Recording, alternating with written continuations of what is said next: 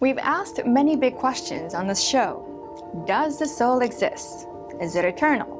And do we have past lives? Just to name a few. And we found many answers, some by exploring fascinating lives of our guests, and others by reviewing history, both ancient and modern. To close up the season, we'd like to revisit some of what we found, just in case you missed it. I'm Sue Bianba, and this is Mysteries of Life. In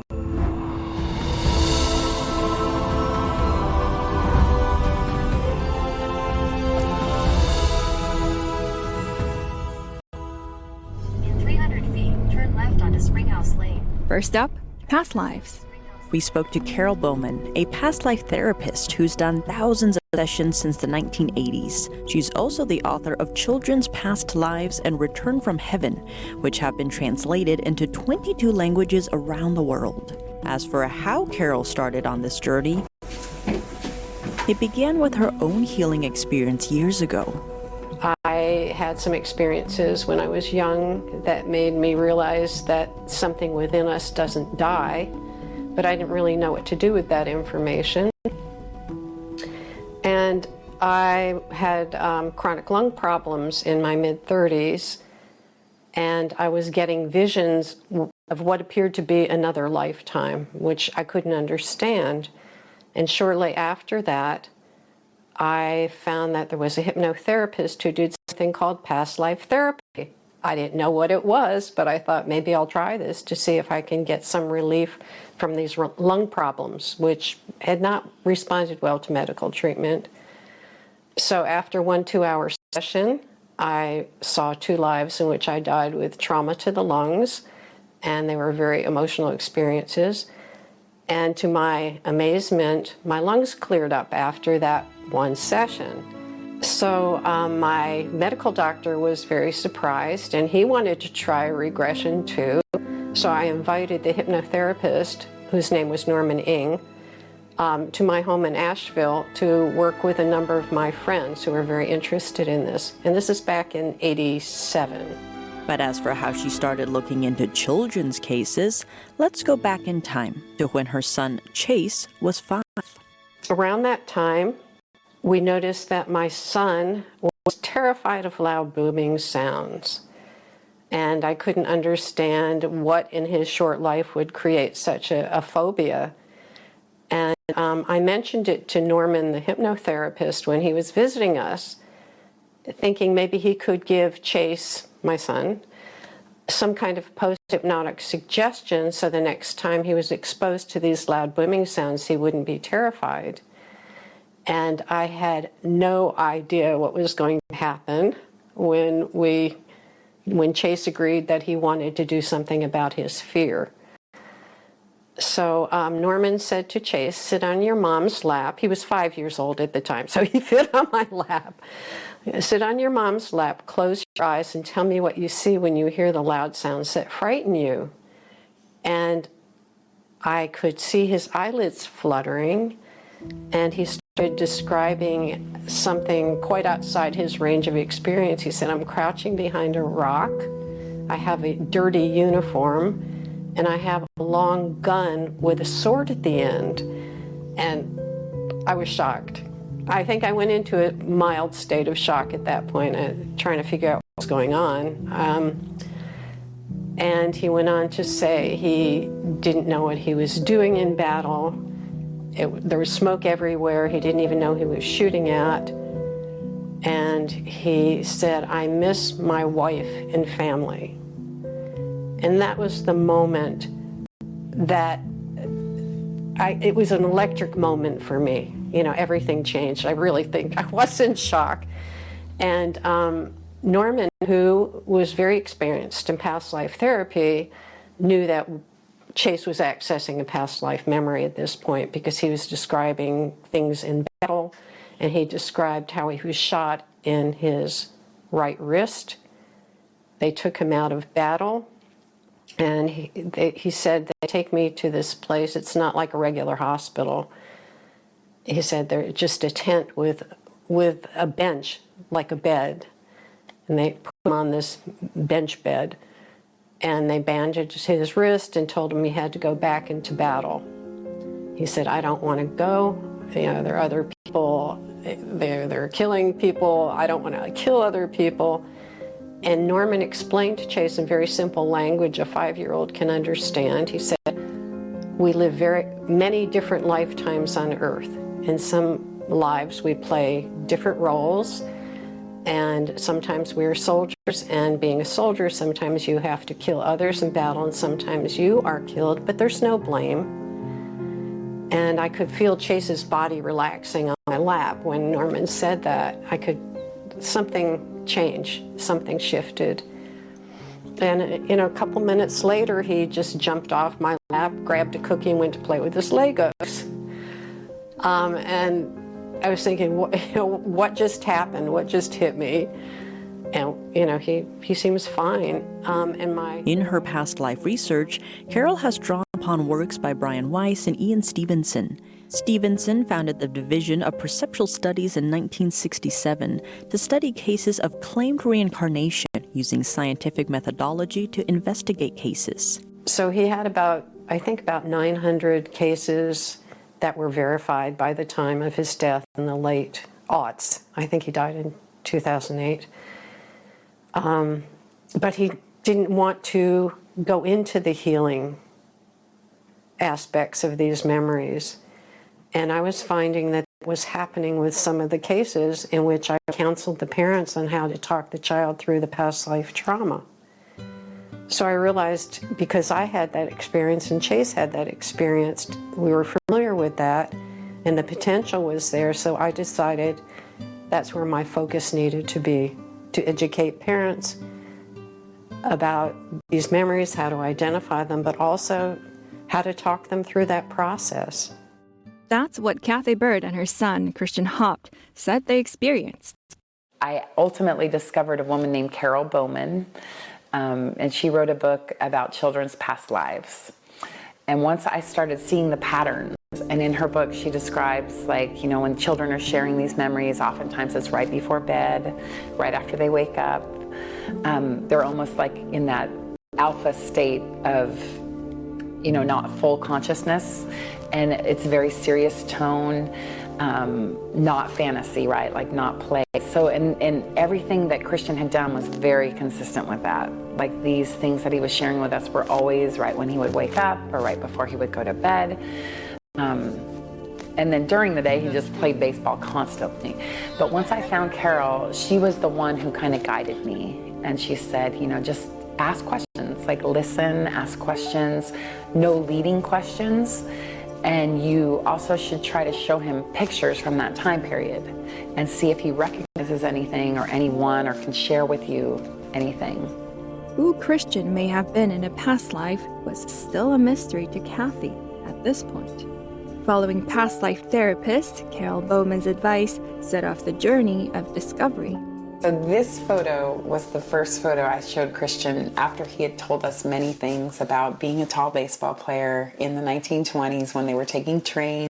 So I found this picture of the 1927 Yankees. And I asked Christian, do you see anyone in here who doesn't like Babe Ruth?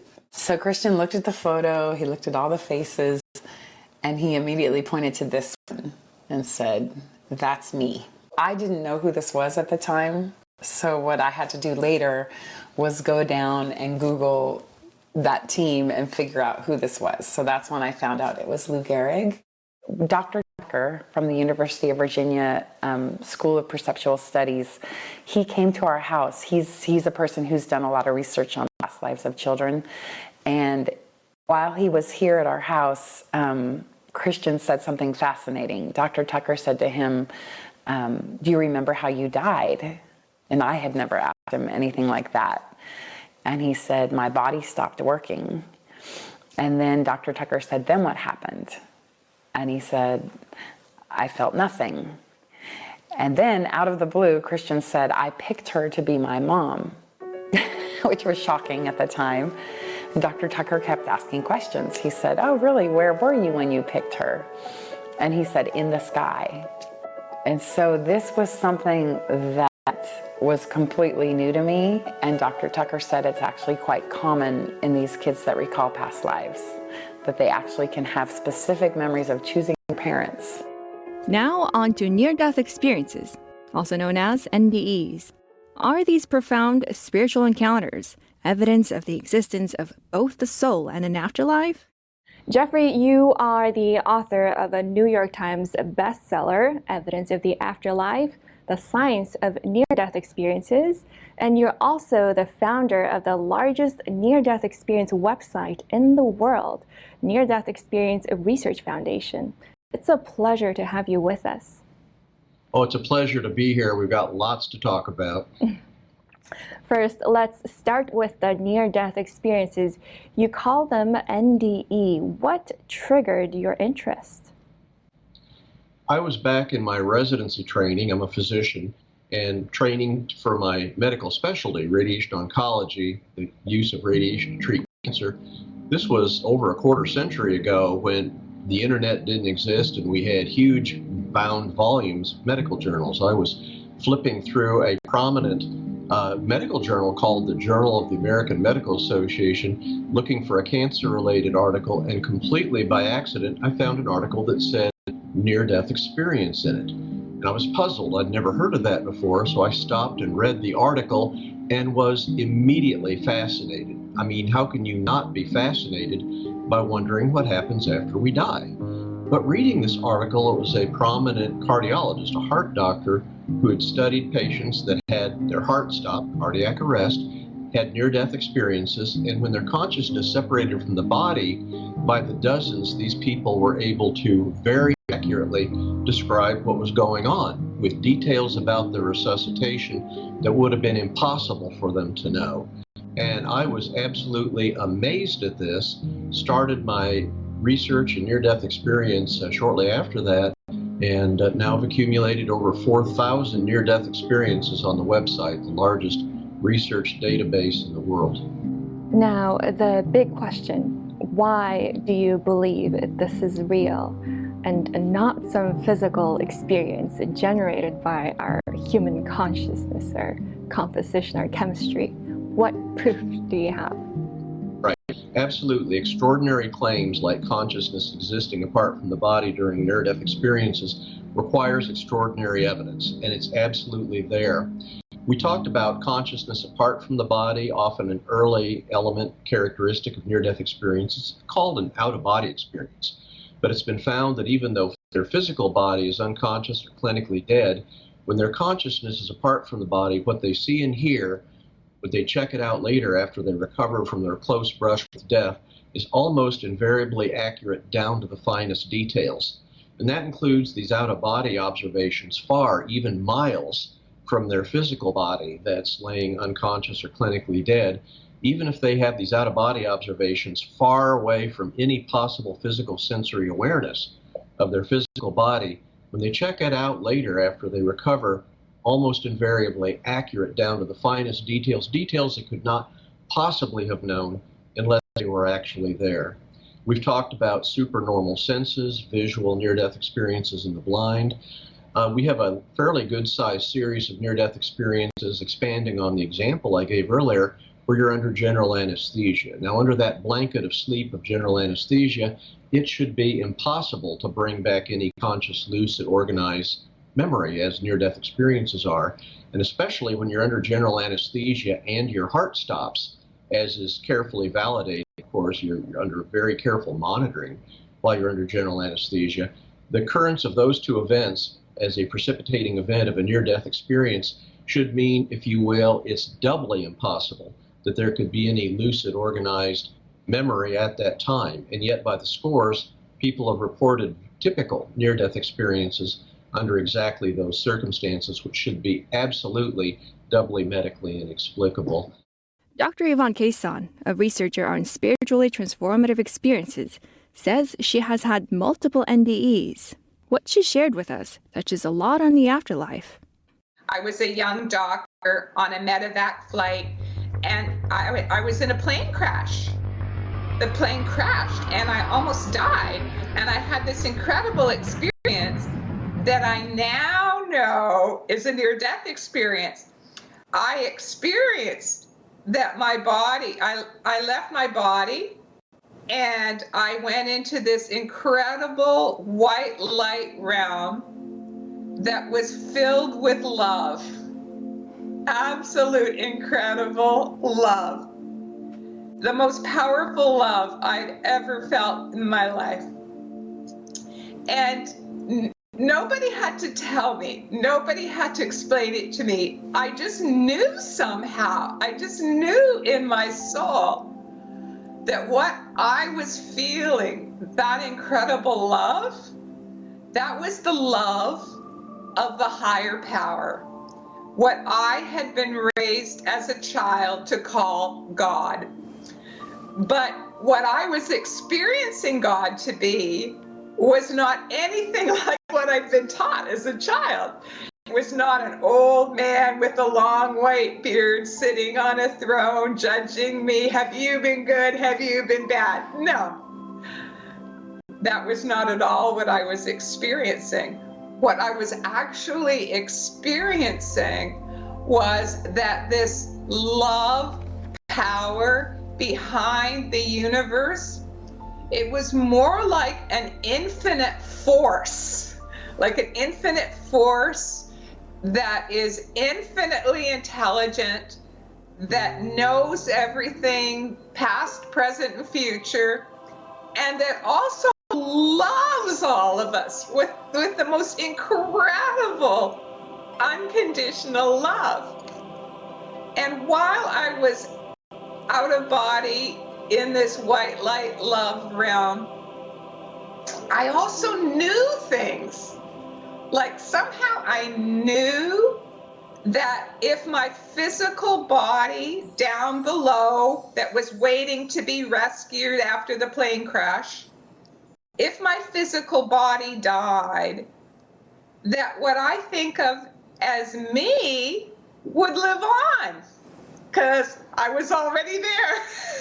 What I think of as me was still very much alive, although my body down there was freezing to death. And this experience also somehow revealed to me a deep understanding that's very difficult to explain, but I understood how everyone and all the world's religions are all trying to understand the same thing, but they're just coming at it from different angles. And it's like coming up a mountain from different angles. When you're at the bottom, it looks like you're really far apart. But as you're getting closer and closer to the top, it's like, oh, we're going to the same top. We're going to the same peak. It's the same one higher power that we've been striving to understand, but with different methods. And so I completely broadened my spiritual understanding after this experience. And I became no longer afraid of death because I knew I would live on. And I also had much greater understanding and compassion for people who had different spiritual views from me, because I understood we're all trying to figure out the same thing. When we return, the astonishing choices some say they made in heaven that impacted their lives on earth.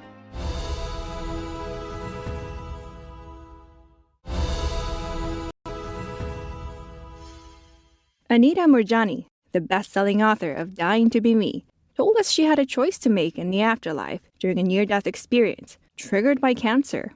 Spiritual beings and her father, who was in that dimension with her, had something to tell her. They were telling me, particularly my dad was telling me that that your work isn't done yet. You haven't fulfilled your purpose yet. And you still have things to do, and it's not your time. That was the main thing. They said it was not your time. But I didn't feel they were forcing me.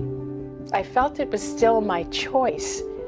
But I also felt that they were encouraging me to come back, and it was like if I didn't come back, I would be missing out on something. And it felt like that when I had come into this life the first time, that I had wanted to come here. It felt like I had wanted to come here to accomplish certain things, to fulfill certain intentions, and I hadn't fulfilled them yet. But I was still hesitant because I didn't want to come back into a sick and dying body. And then I realized that now that I understood why I had got sick, I was going to get the opportunity to actually reverse that. I was going to get an opportunity to heal those reasons. And what I understood was that now that I know the reasons, and now that I know what it is that I need to come back and do and be, that my body would heal very, very quickly. And it was with that understanding that I made the choice to come back. And when I made that choice, I heard my dad say to me, now that you know the truth, go back and live your life fearlessly. What happened to Anita after that was nothing short of a miracle. A day later, as her body lay on the hospital bed in a coma, her consciousness returned, and those golf ball-sized tumors would disappear within weeks, she says. Then there's Betty Eadie, near-death experiencer and best-selling author of Embraced by the Light. Betty says she died after getting a hysterectomy, and in heaven met Jesus and asked why she had what she called a miserable life. He said, because you selected that. You, as a spirit being in heaven, had grown to such wisdom that you wanted that challenge, that you were strong enough to endure that. And he said, in everything that you learned, or every experience that you draw to yourself is a learning experience, a learning curve that will grow your spirit so that when you return here, you will be greater than you were before you went there. Greater. Even the angels did not select to come here. They weren't prepared to come here. They didn't have the growth that every mortal being had in heaven. And each one of us took on the challenges that we knew we needed to have in order to grow and to acquire the greater attributes like God. We're here to acquire his attributes of love. It's number one, love, forgiveness, all these things. And we, in order to get to that point of learning what it's like to love or what it's like to forgive, go through all these different challenges. Some things are just almost unforgivable. And so we learn to deal with that. It's how we deal with it that we grow our spirit to become more like he is. And so I was taken to different parts of heaven so that I could understand it in a greater way. I saw spirits preparing to be born on the earth. And it was interesting how they were selecting their parents. Maybe just their mother or maybe just the father sometimes. Sometimes they were already a pair. They selected them. And he also said that, and we all have a mission, every one of us. It doesn't have to be grand or grandiose or anything like that. It could be just simply meeting someone and helping them along their path. My mission, I believe, was to serve God by writing Embraced by the Light. Otherwise, why would he take me into heaven, give me all of this insight, and then tell me I needed to come back, and then later telling me to write Embraced by the Light? I still feel compelled to share Embraced by the Light in all that I was taught there or remembered with whomever will listen. We learned a lot on this journey, and we found it all enlightening and memorable. We hope you enjoy the show as much as we liked making it. Listening to the different stories of spiritual transformations was inspiring. They're reminders of how we can learn from the difficulties that we encounter and how overcoming them can bring us blessings that are sometimes invisible to the naked eye. From all of us at Mysteries of Life and NTD Television, thank you for watching. It's been great having you with us.